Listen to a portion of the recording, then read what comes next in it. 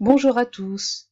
Comme je l'avais dit, nous allons travailler maintenant sur la division posée numéro 2, c'est-à-dire qu'on va chercher le nombre de chiffres au quotient. Alors, cette étape est très importante dans la procédure pour faire une division, parce qu'elle permet d'avoir une idée, un ordre de grandeur, sur combien de chiffres il y aura au quotient. Donc, si c'est plutôt un nombre à la fin entre 0 et 9, un nombre à un chiffre au quotient, entre 10 et 99, un nombre à 2 chiffres au quotient, entre 100 et 999, un nombre à 3 chiffres au quotient. Ça permet à l'avance d'avoir une idée du résultat, mais ça permet aussi, à la fin du calcul, de voir si on est complètement dans le résultat que l'on avait prévu, ou si on est au contraire très très éloigné de ce résultat. Et que donc peut-être on s'est trompé. Alors, pour aborder le nombre de chiffres au quotient, on va reprendre le problème que nous avons depuis le départ. 6 enfants veulent se partager 76 bonbons. Combien de bonbons aura chaque enfant? Pour cela, on repose notre division en potence, donc avec notre dividende de nos 76 bonbons à partager, en 6 enfants. Pour trouver le nombre de chiffres au quotient, on va déjà imaginer que chaque enfant a un nombre à un chiffre de bonbons. Le plus petit qui existe, c'est 1. Donc 6 enfants fois 1 bonbon, ça fait 6 bonbons. On est encore très loin des 76. Ce qui veut dire que le quotient a au moins un chiffre. Les enfants ont entre 1 et 9 bonbons. On peut donc mettre un premier petit tiret dans la case du quotient. On aimerait maintenant savoir si les enfants peuvent avoir un nombre à 2 chiffres de bonbons, donc entre 10 et 99.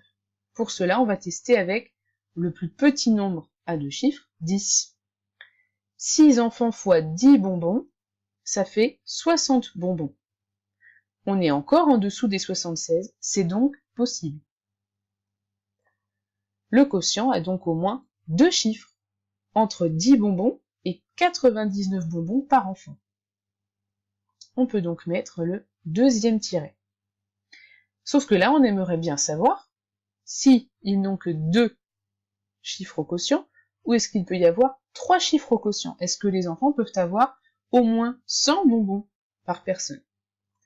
Donc on calcule 6 fois 100, le premier nombre à 3 chiffres au quotient, égale 600 bonbons. Là, on est bien au-dessus des 76. C'est donc impossible. En ayant 76 bonbons, les enfants ne peuvent pas avoir chacun 100 bonbons. Donc le quotient ne peut pas avoir 3 chiffres. Ce quotient, le nombre de bonbons par enfant, est forcément en dessous de 100.